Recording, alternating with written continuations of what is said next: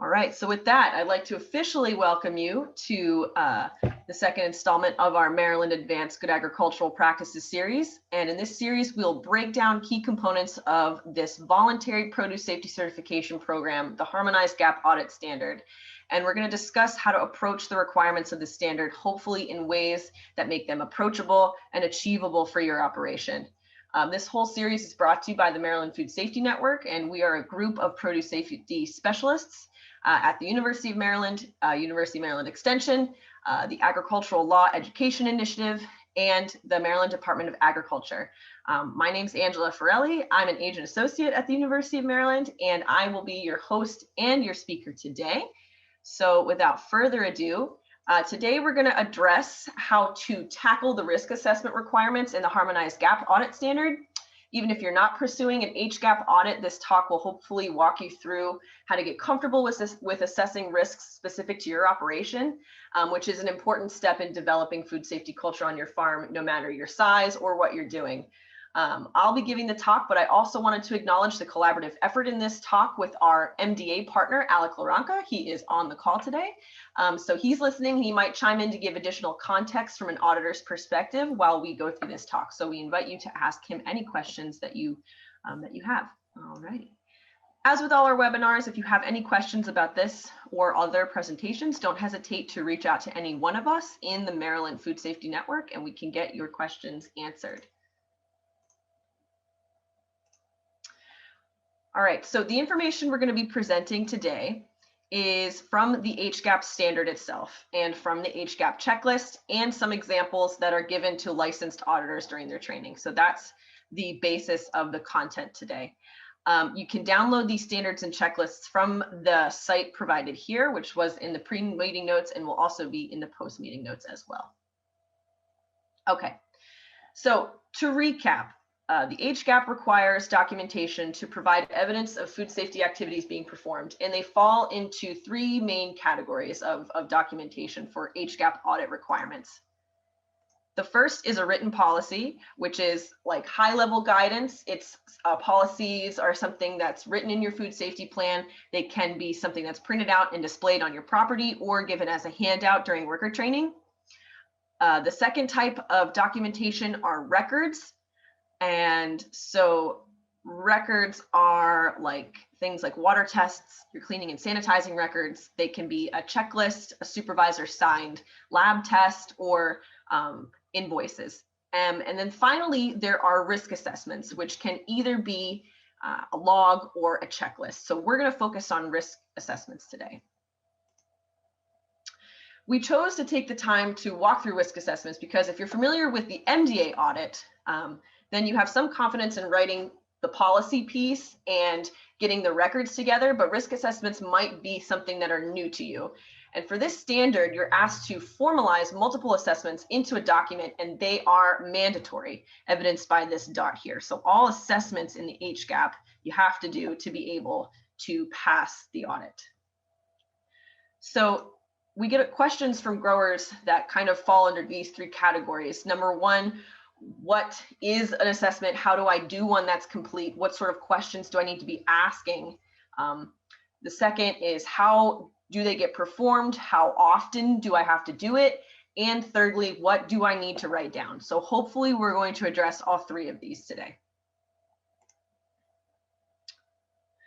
So when you do a risk assessment, at its base, you are providing verification that you're evaluating different physical, chemical, and biological hazards and their risk to your crops, and it's specific to your operation. So someone's risk, like your neighbor's risk assessment, is going to be completely different than your risk assessment because they're on different land. They might have a different water hookup.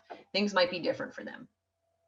Most of the time, your assessment is going to include looking for hazards that are related to the 4 Ws: water, waste, workers, wildlife. Okay, and so it's likely most of your task in writing a risk assessment is going to be figuring out how to translate what you're doing already on your farm to keep it running safely and smoothly into written form. So this talk is hopefully going to provide some tips on that, on how to do it efficiently to meet the standard.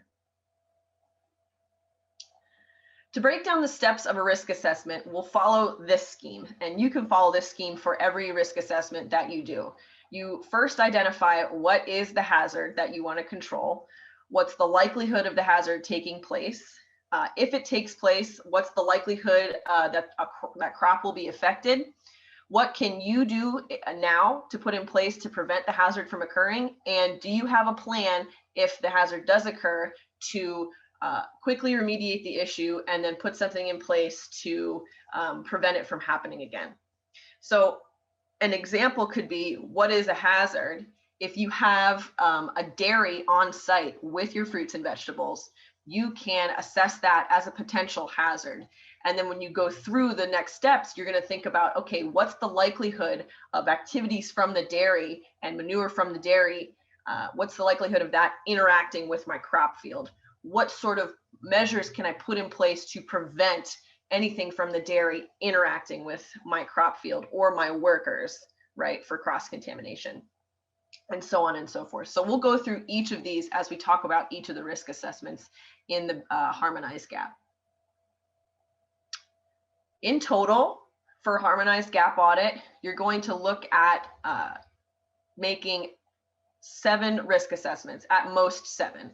And you might see here, not all of these may apply to you, and we'll talk about that.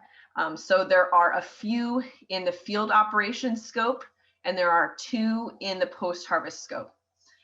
However, like if you are a farmer who does not use any soil amendments of animal origin, this risk assessment soil amendments won't apply to you.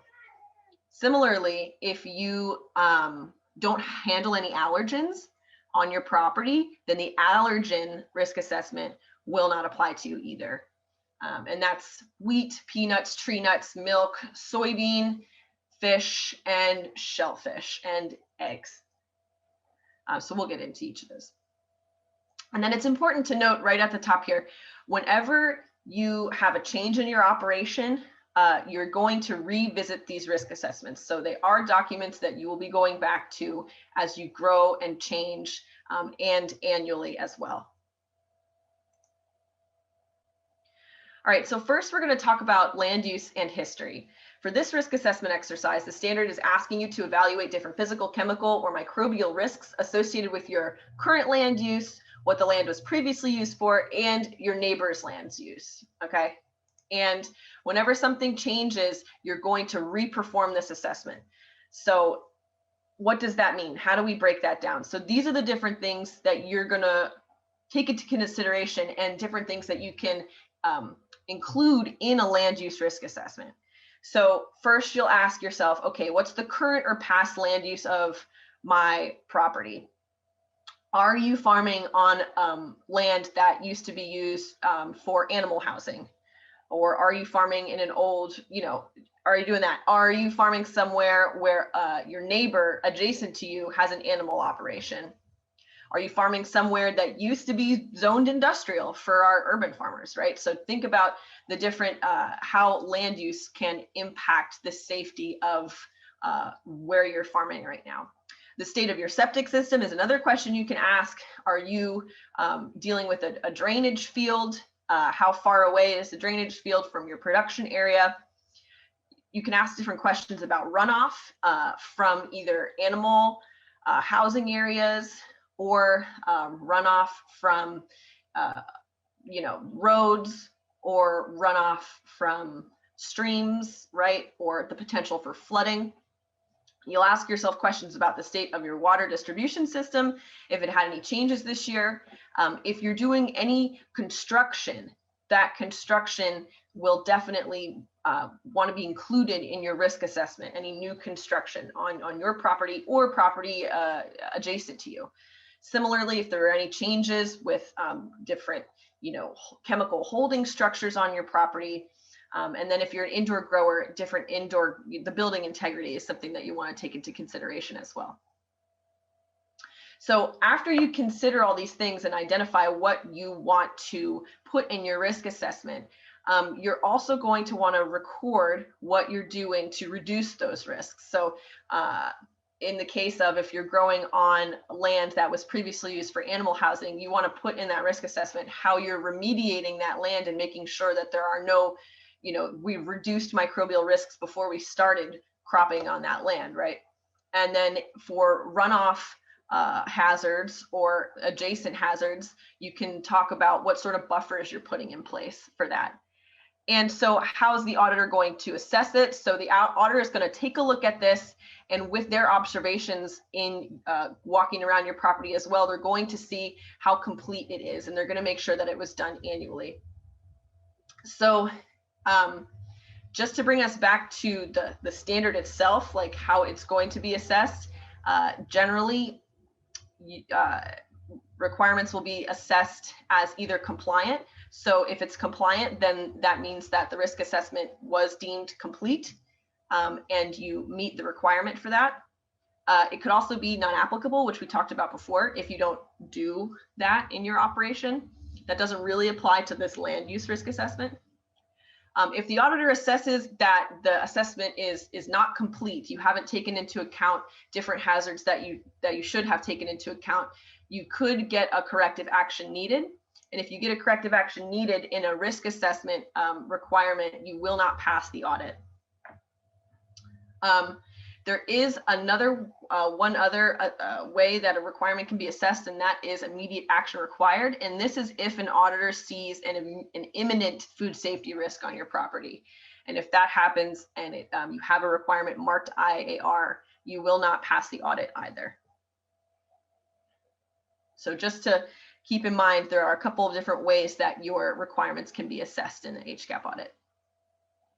Alrighty, so this is an example log for land use history assessment, and there are a couple of example situations here. So you can see the farmer put in, they were thinking about, are there any current or previous land uses that may represent a risk? And the observations they put in were, no, it was woods before farming started 8 years ago. So they deemed that as low risk, and then they signed and dated it. You can see here the second example is, have there been any significant changes to land use this year? They added a petting zoo on the property. So you definitely want to include that in the risk assessment because that's something new this year. And then also they are talking about different things that they're putting in place to reduce any risks from the petting zoo interacting with the crop production area. And then it's signed and dated. All right, now for some audience engagement. So what do you think about this situation? So in terms of risk assessment, we have scenario 3, an annual assessment of risk states no change from previous year's assessment. The prior assessment is available and compliant. Both the initial assessment and the no change assessment are dated to demonstrate the assessment has been conducted annually. Can you enter into the chat what you think, if that's compliant, C, or corrective action needed, CAN? What do we think? Compliant C? C? Yep, absolutely right. Thank you. All right, what about this scenario 4? A grower conducted a risk assessment. Upon visiting the farm site, the auditor sees that an adjacent hobby farm with 2 milk cows is not addressed in the risk assessment. Appropriate buffer distances and double fencing are in place. What do we think about this one? C, compliant, or CAN, not compliant? Yep, great job in the chat. So that one would be a CAN. And that's because that adjacent land use risk was not documented. So good job on that. All right, the next one we're going to go through is water risk assessment. So this is asking you to consider all of your water uses for production and their associated risk. And that's because we know that water is a great reservoir and vehicle for foodborne pathogens. And we want to see how we can reduce those risks. So in this risk assessment, it's asking you to consider if your water is being tested, what sort of crops you're using it on, and what's your application method. And you're going to assess all of these for the likelihood of something to be able to be introduced into your water system that can contaminate your crops. All right. So from basic GAP, you might remember that water uses on the farm can be binned into different risk categories, ranging from lower risk to higher risk. The more contact a water source has with the open environment could result in variable quality and perhaps be more higher risk than water sources that are covered, like groundwater or municipal water. And then similarly, we know that water that touches the edible portion of a crop that's eaten raw, especially close to harvest, can be more risky than drip irrigating or irrigating crops that aren't eaten raw. So you're going to want to think of all these things when you're making your risk assessment. And once you assess those risks, you'll implement controls to manage it. And you can annotate those controls in your risk assessment. So for example, if you know you're using pond water source, right, then your controls could be, well, we're going to use the pond water source for our drip lines to separate that water from that edible portion of the crop. You can do things like that. All right. So items to consider when you're doing your water risk assessment includes what the water use is, what the crop you're using the water on is, and the method. Are you irrigating? Are you fertigating? Are you using it for evaporative cooling? Are you doing drip? Are you doing overhead? Things like that. You're going to want to assess or talk about how well you know the microbial quality of the source. Are you doing any tests? You're going to want to talk about the condition and maintenance of the distribution system. Did you add a whole bunch of lines this year? Did you change anything about the distribution system from last year to this year? You're going to want to put that in your risk assessment. And then also talk about the sanitary conditions of your storage tanks. Are you thinking about your storage tanks at all? And you definitely, we want to consider those. Specific questions you can ask if you have municipal ground or surface water and put these in your risk assessment. For municipal water, you want to ask or put in here, has your team ever thought about what you're going to do if the municipality issued a boil water ordinance? That's a risk that you might want to assess. If you have groundwater, things that you'll want to put in your risk assessment is, what's the integrity of the head and the casing of the well? Do you have backflow preventers? Has there been anything different that's been going on with the land adjacent to the well and the topography immediately surrounding the well? And then for surface water, you want to write in your risk assessment, what's the degree of animal access to that source? How much do you have control over it? What's the runoff potential from other land uses into that source? And your application method will be really important to annotate here as well. All right, so this is an example of what a water risk assessment could look like. I really like this one because it allows you to assess the hazard likelihood, which is good for water because water can get tricky. So you can go through this, answer each question, and circle the likelihood of something happening low, medium, or high, depending on what's going on in your operation. And that can kind of guide you towards targeting what specific preventative controls or risk reduction measures you'll want to put in place. So this is definitely a good template to use. This is from the Carolina Farm Stewards.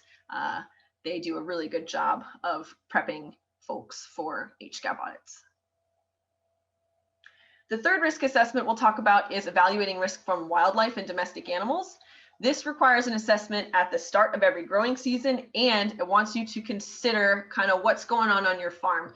What are the animals that you have on your farm? Are there a lot of animals that are adjacent to your farm? What's the, do you have animals that are grazing? How close are they to the field and water sources, and any other relevant factors that you might think are important? So if we take this example farm into consideration here, we've got sheep and we have an apple orchard over this way. And right here, you see we have some sweet corn. So different questions that you'll want to ask yourself and put into your risk assessment are the following. All right, we've got sheep.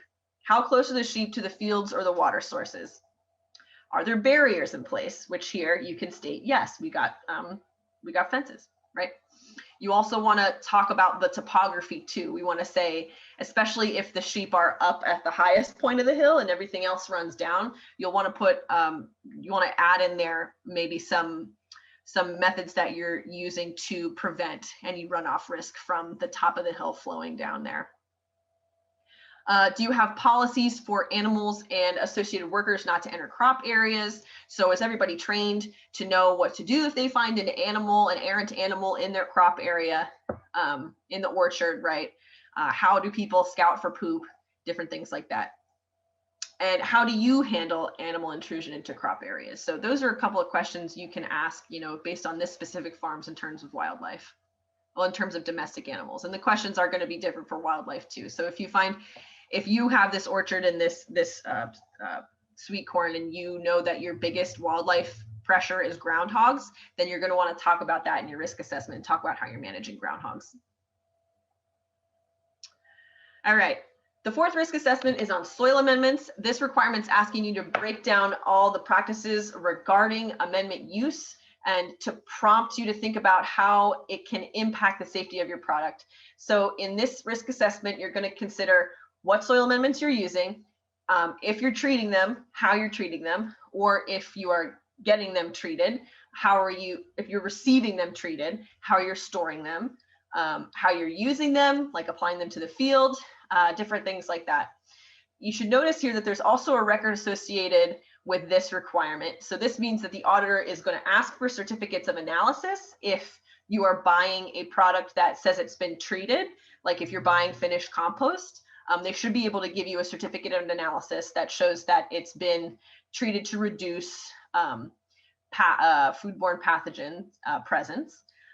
If you are treating it on site, the auditor is going to ask for your turns and your temperature data.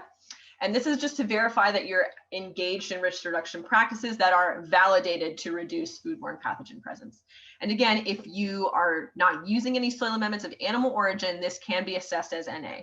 So just as another small exercise here, we've got 6 different soil amendment types. Can you guys in the chat enter enter if there are any soil amendments that you see here that are not of animal origin? And I'll kind of describe what we have. We've got windrow in A, windrow composting system in A. We've got a compost tea in B. We got poultry pellets in C. We have bone meal and blood meal in D. In E, we have dining hall waste from University of Maryland. And in F, we have 10-10-10 all-purpose fertilizer. So which is not an animal-based soil amendment? Cool, I'm seeing F in the chat, exactly correct. So yeah, this F is not an animal-based soil amendment. E is an animal-based soil amendment, and E is an animal-based soil amendment because this is post-consumer waste. If it was just vegetative waste that did not go to the consumer, then it is not animal-based, but because it came from the dining hall, we're considering it animal-based. Good job. All right, so in this example farm, different questions that you would want to put in your risk assessment are the following. So what are we working with here? We're working with a compost pile that workers add things to continuously, and it isn't really getting turned, you know, by a schedule. So that's what the amendment is, okay? So how are we composting? Are we managing that process? You would want to, in this specific situation, you would want to tighten up the protocols on temperatures and turns to ensure that you are actually doing the work and that you are doing aerobic composting. So that means that workers know when to stop adding things to it and when to start turning, and when the turning needs to stop, and all the time and temperature requirements associated with the turns.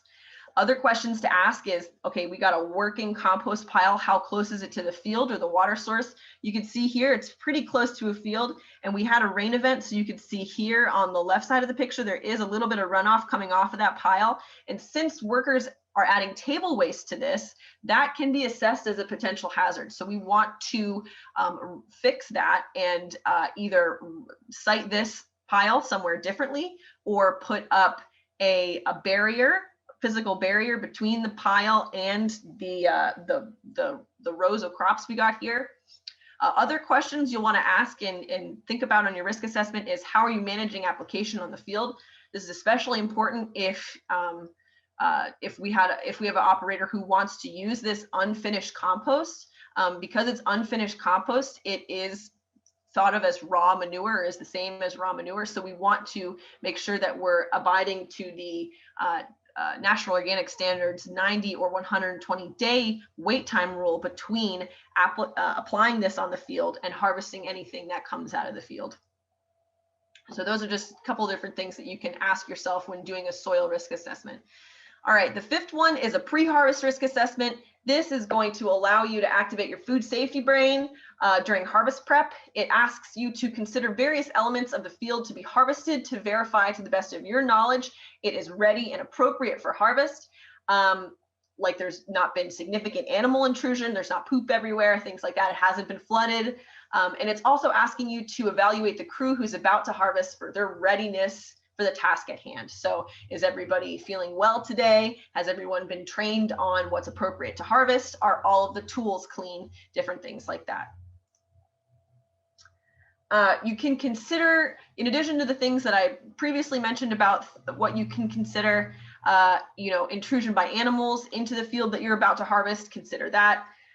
Unexpected adjacent land activity. So this has happened sometimes. We've heard of this where you go out and you're ready to harvest a field and your neighbor is like broadcasting manure. What do you do in that case, right? So those are some questions you'll have to think about with your team to figure out how you address that.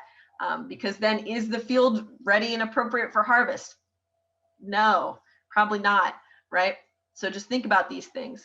And the auditor is going to assess this, like all of these things, for completeness. So they'll look and see if you have thought of, everything that you can think of to ensure that the land you're about to harvest is ready to do so.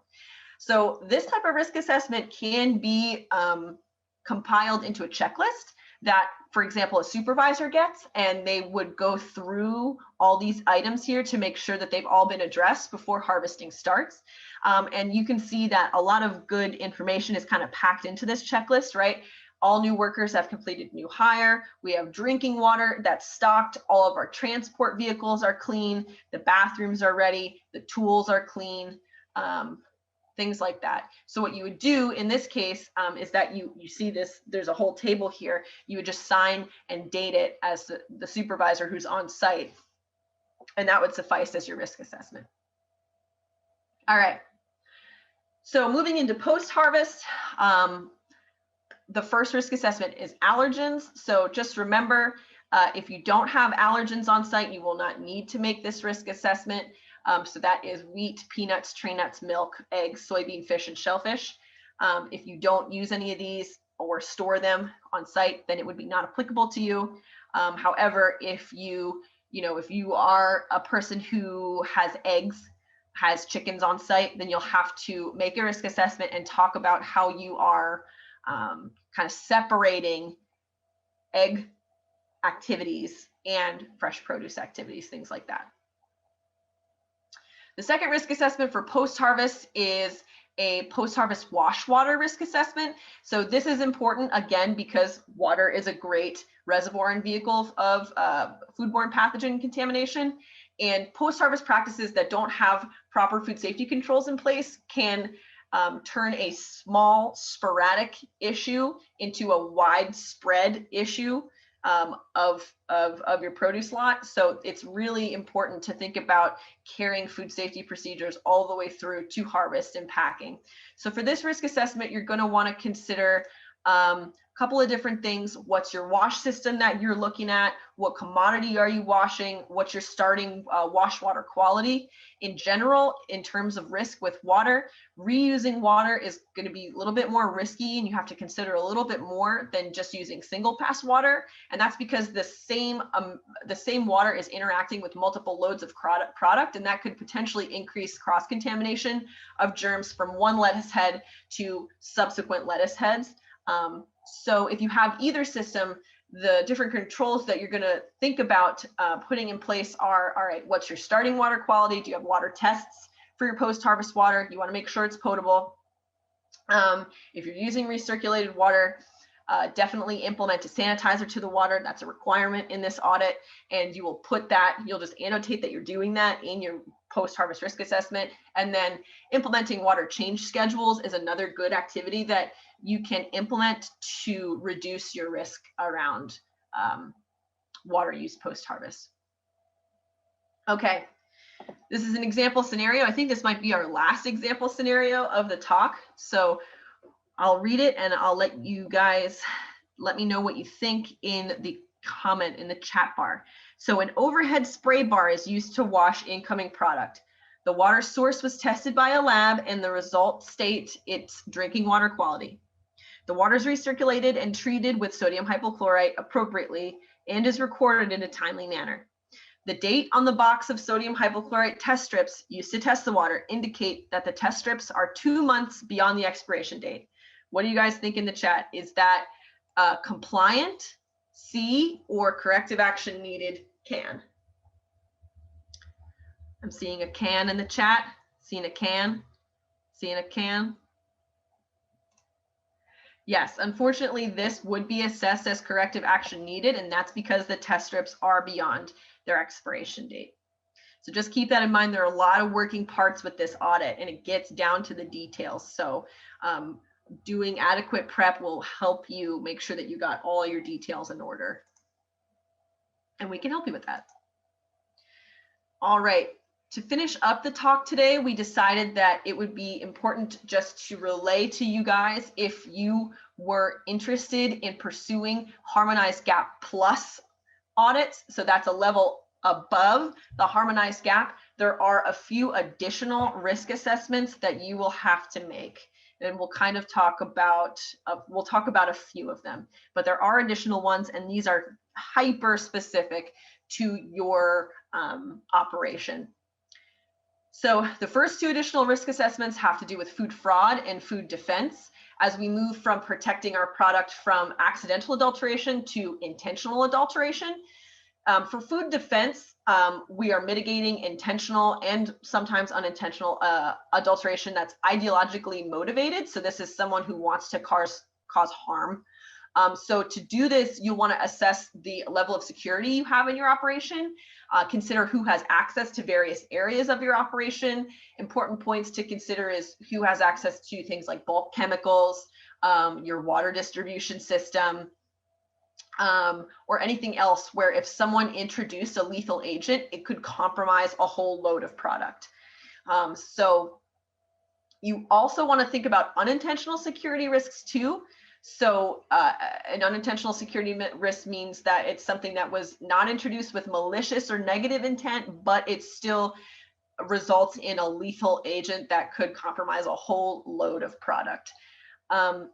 So that is the basic of food defense. For food fraud, this is you considering how to reduce the chance of intentional adulteration happening that's economically motivated. So how do you ensure that everything in your operation is labeled properly and being sold to the proper channels? So examples of food fraud are things where we're like tampering or mislabeling product organic, but it's conventional, or we are selling packaging materials and we're selling them and advertising them as food grade packaging materials, but they're not. Or it could be selling product that you're saying is GAP certified, but that product actually isn't GAP certified. So those are a couple of examples that are relevant for us produce producers in terms of food fraud. And you'll consider that when you make a food fraud risk assessment. The other additional risk assessment that I wanted to bring to your attention for an HGAP Plus audit is an additional assessment that you'll do at the time of harvest, and it's related to land use history. So if you remember, in general, for the HGAP audit, we're doing a field history and assessment. This additional requirement of an additional assessment is assessing each production area prior to harvest of that location and assess risks associated with like land use and history there. Okay, so just adding there's additional assessments for harvest that are connected with land use if you're interested in pursuing an HGAP Plus audit. All right, So we've come to the end. In summary, we hope you feel a little bit more confident about what you need to consider in your risk assessments for them to be complete. We definitely recommend that this is something you work with your team to sit down and think about the hazards that are specific to your operation. Remember, focus on the 4 W's. Where are the sources of water, wildlife, sources of feces, runoff, historic information that's important for your operation, and other things to assess different hazards and your extent of control over them to reduce risks. And think about how you can annotate that in your different assessments that you do. And remember, there's flexibility in recording these. They can be a checklist, some of them, but remember that anytime something changes in your operation, especially if you're making upgrades, especially if you're doing new construction, you should revisit your risk assessments. And if you have any questions about this, feel free to ask either Carol or myself. If you'd like to schedule an audit, you can email produce.safety@maryland.gov. So with that, I will take any questions you have. Alec, did you want to add anything to that? No, I didn't really have anything. Really great job, Angela, today. Does anybody in the audience have any questions specifically for someone from MDA, maybe? We have time. Regarding the last section on harmonized GAP plus audit, the situation where there may be intentional adulteration, what situations have you seen in your line of work that might be illustrative to the group? I haven't really seen anything in an audit. This is Alec, but we've seen examples of fraud all the time. It could be something like at a mislabeling fish, something like cod could be, so we have our hands in a couple of different programs, but we haven't really seen anything specific with fraud in regards to the GAP program here in Maryland yet. Thank goodness. So Alec, I'm going to ask a question a little bit more pointed on the organic issues. What exactly are you seeing in the field? Are you seeing, say, produce at a farmer's market that are labeled organic and yet nobody has organic certification? Is that kind of what you're talking about? No, it's more like the industry wide here in Maryland gets affected by like the large fraud events. Like a couple of years ago, there was a organic grain that was came to the Port of Baltimore, and it was claimed it was organic and it was not. And these fraudulent events have effects on the whole entire industry. Thank you. Any growers on the call who are working on their risk assessments that have any specific questions about things they maybe, if you have questions, if you should consider this one event or not, or? Well, Angela, then that's good because that means people have a handle on it. That's good. Yeah. That's encouraging. That's great. Perfect. Well, before I'll close the webinar today, I'll just do another plug for our group. If you are prepping for your audit this year and you get to your risk assessment piece and you're wondering like, okay, where is the template for that? What do I have to write down? Just shoot either Carol or myself an email. I'll put my email in the chat here. You can call me also, and we can have a phone chat about it. We can do a Zoom. We could do a socially distant site visit. So we are here to help. We're your resources. So just let us know what you need. With that, I will officially close the class, but I'll be here for another 5 minutes. So if you have any questions, want to hang back, feel free to do so. But if not, I hope you guys have a fabulous Tuesday.